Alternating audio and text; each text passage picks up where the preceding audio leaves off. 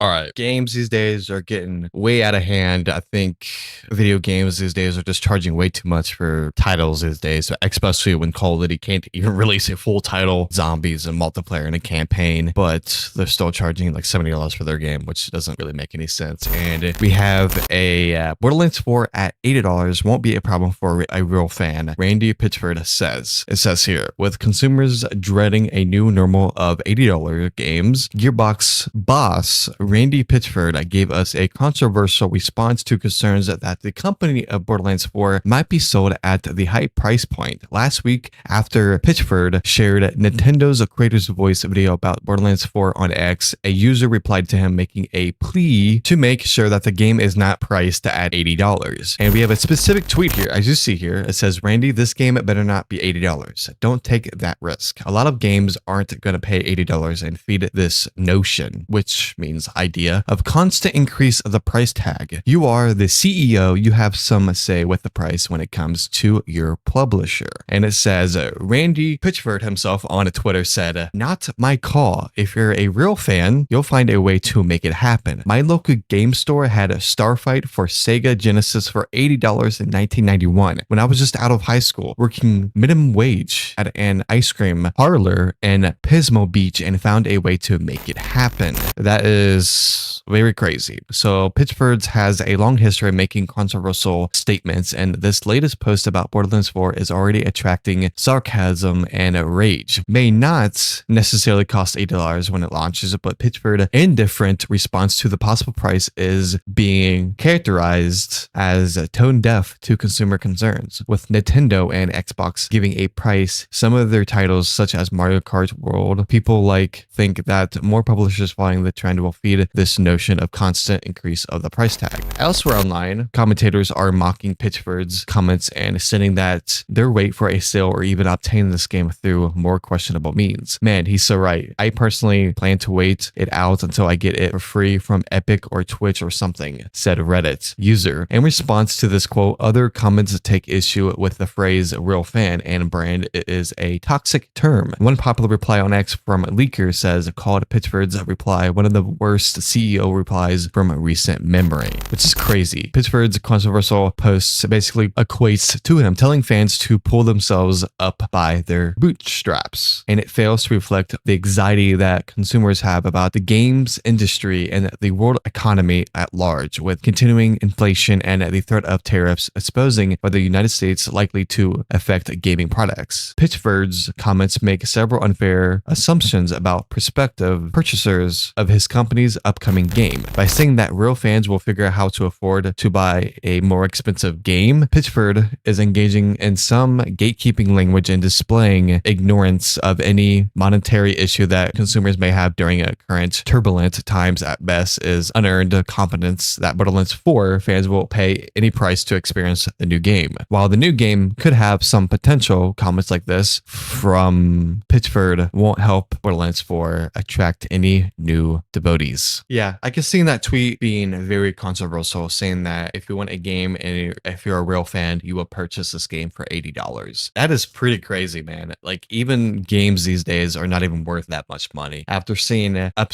Claire Obscured Expedition 33, that game being at $40 to $50 and not being a full price game, AAA title, that you think that Borderlands 4 is going to top those kind of games? We never know. It could, which we only seen, a small snippet of what this game can offer. But I think that they're over exaggerating this game's prices because how successful Borderlands has been over the past few years with Gearbox, which is pretty insane. And Borderlands is very good with open world combat gameplay, lots of loot and lots of playing. And I'm not saying that this game's gonna be worth $80, but just by looking at it, it really doesn't look like it's gonna be worth that much. And even Call of Duty these days like to overprice their game, which I don't even want to pay for their game either. But I have Game Pass, so luckily it's coming on there. But as a Borderlands fan myself, I wouldn't see myself wasting $80 plus tax which is absolutely insane. Even if you're a Borderlands fan, you're going to question the $80 price tag, which I think if you're even working a 9 to 5 jobs, I think those minimum wages need to increase their hourly pay, because paying $80 more than almost over $100, not even for a premium edition game, is pretty insane for me. So overall, I think the prices for Borderlands 4 is just outrageous for me. And I think AAA titles have a more better offering than these type of games. So hopefully this game delivers of what the price actually gives. And I think games should have stayed at $60. I think going over $50 is just there's a limit. Like there's a, don't pass this price, and it's like, nah. But if any Borderlands fans in the comments below are here, the question is, are you guys going to pay $80 for Borderlands 4 if it costs that much? Because I don't know if I'm going to pay that much for Borderlands 4. I might wait for it to go on sale, because I think $80 is just way too expensive just for one particular game. That is crazy. We're already spending that much money on premium games already as it is. So yeah, this got a lot of backlash from that tweet. So I think that people are going to look at this tweet and just look at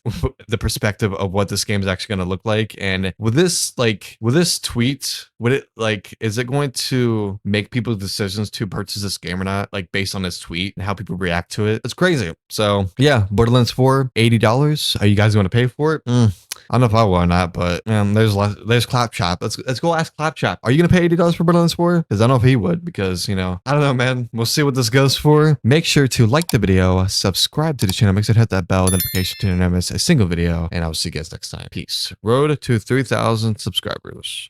Randy, I got a tough one for you here. Oh, you got a spicy one for me? I don't know the answer. I don't know. Why is it always me that has to do the spicy ones? All right. What will the game's price be? That's an interesting one. I don't know this. Really now? I'll tell you the truth. I don't know. And that is the truth. I'll hit it. I'll hit it straight on. And it's an interesting time, right? We've got on one level, we've got a competitive marketplace where people or the people that make those choices want to sell as many units as possible, and they want to be careful about people that are price sensitive. So there's some folks that don't want to see prices go up, even the ones deciding what the prices are. There's other folks accepting the reality that game budgets are increasing, and there's tariffs for the retail packaging, and it's getting gnarly out there, you guys. Borderlands 4 has more than twice the development budget than Borderlands 3. More than twice. The truth is, I don't know what the price is going to be. I do know that we will be opening pre-orders soon, TM, and that will be when the price is set. I think that Borderlands 4, here's the philosophy we have. Whatever the price is, we're entertainers. Yes, we want to get more resources so we can make bigger and better games. There's a reason why Borderlands 4 is so awesome. It's because you guys showed up and supported Borderlands 3.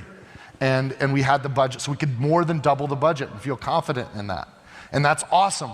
When the revenue comes in, we could spend it to make bigger games and better games. As artists, we want everybody to have it. We want to make it as easy as possible for everybody to enjoy what we're creating. So it's a weird thing, but the fundamental philosophy is we want people to buy it so we have the resources to make more, but we want everyone who buys and plays a Gearbox game to feel certain that they got the better end of the bargain. Whatever the price is, that they got the best value. And that's the philosophy that we live by. And so we're going to have a price set soon, and it might be the new price that Nintendo and Microsoft have led with. It might be that we stay back. It's going to be the people at the publishing house that decide that. And if it is cheaper, then maybe we'll sell you that mini map that you guys want, but we'll develop later. How bad do you want that? $10? I don't know. I'm just kidding. Or am I? I'm just kidding. Or am I? I'm just kidding. Or am I? I don't know. We'll know soon. Yeah. I think it's going to be fine, whatever it ends up being. I think it's going to be amazing, whatever it is. Borderlands is fucking amazing, and it's worth it. It's worth it. Yeah. We haven't got kicked off stage yet. I'm just going to keep going.